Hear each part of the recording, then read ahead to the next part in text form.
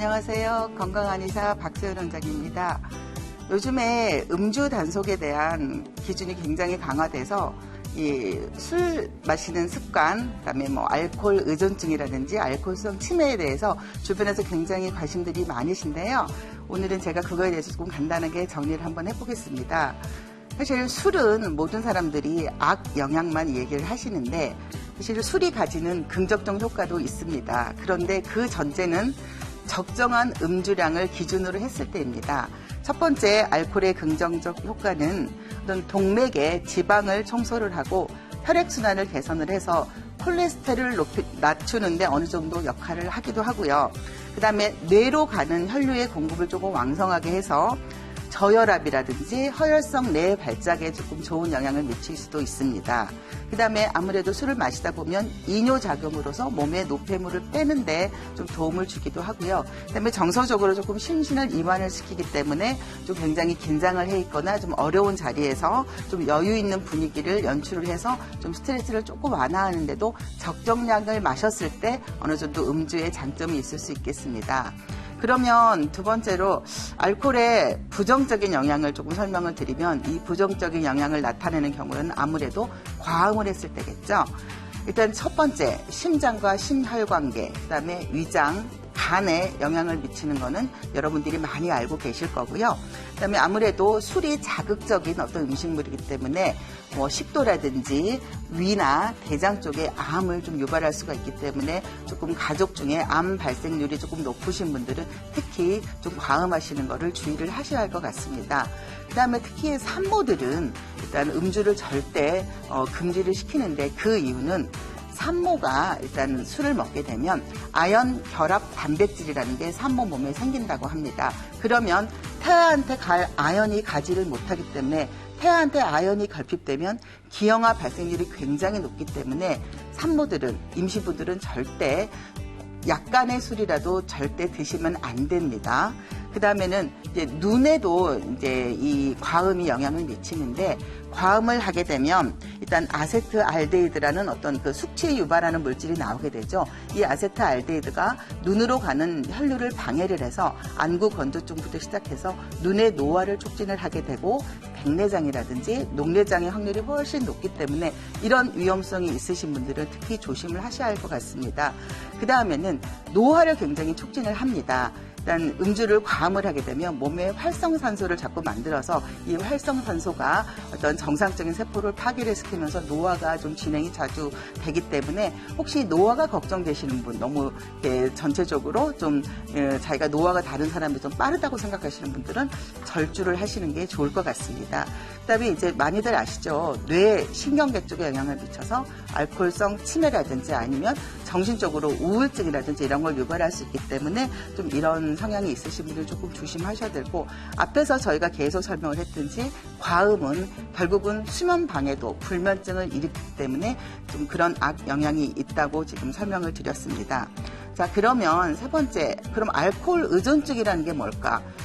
사실 주변에 제가 보기에는 알코올 의존증이 의심되는 분들이 상당히 많아요. 그런데 본인들은 이 알코올 의존증의 특징이 본인의 자신의 질병을 전혀 인지를 못한다는 게 문제인데 지금 시청하고 계시는 시청자분들도 혹시 자기가 알코올 의존증이 아닌지 한번 조금 생각을 해보시도록 제가 정리를 드리면 알코올 의존증의 정의는 술에 대한 집착과 술을 조절하는 능력이 상실이 되어서 과음으로 인해서 신체적, 심리적, 사회적 기능이 저하되는 만성 행동 장애를 나타냅니다. 그러면 구체적으로 어떤 증상을 보이냐면 첫 번째 병적인 음주 양상을 보이는데 어떤 거냐면 내가 마음만 먹으면 술을 끊을 수 있어 라고 호언장담을 하지만 결국 본인은 절대 금주나 절주를 못 하시게 됩니다. 그리고 술을 마심으로써 뭔가 이렇게 신체적인 장애가 소화가 안 된다든지 설사가 한다든지 가슴이 두근두근 하다든지 이런 안 좋아지는 신체 증상이 있는데도 술을 절대 끊지를 못하고 줄이는 것도 조금 힘들어 하시는 병적인 음주 양상을 보이는 특징이 있고요. 두 번째, 음주로 인해서 사회적, 직업적 기능에 장애가 있는 경우인데 이런 경우는 어떤 경우냐면 사회적 기능은 당연히 요즘에 계속 문제가 되고 있는 음주운전. 사실 본인이 지각을 하는 상태에서 운전대를 잡으신 분은 많지 않아요. 술이 취해서 필름이 끊긴 상태에서 운전대를 잡기 때문에 그런 큰 사고가 나고 있고요.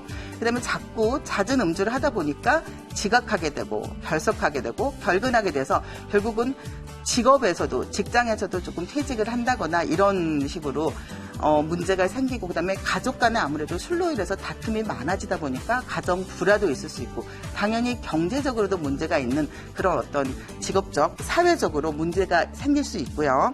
그다음에 내성과 금단 증상이 있습니다. 내성이라고 하는 거는 예전에는 술은 점점 마실수록 늘거든요. 그 처음에는 한 잔, 두 잔 먹으면 취했는데 이제는 한 병, 두 병을 마셔도 안 취하다 보니까 점점 양이 많아지는 내성이 생기고 그다음에 금단 증상은 본인이 끊어보려고 하였으나 어느 날 갑자기 술을 정말 반나절 하루만 끊어도 막 손이 떨린다거나 아니면 막 불안하다거나 아니면 굉장히 무기력해서 그날 하루 종일 주무신다거나 이런 식으로 어떤 신체적인 금단 증상 그다음에 우울하고 불안하고 막 이런 심리적인 금단 증상까지 나오는 경우가 알코올 의존증에 해당이 되시니까 혹시라도 본인이나 가족분들이 이런 증상에 해당이 되시면 조금 심각하게 좀 생각을 해보셔야 될 것 같습니다.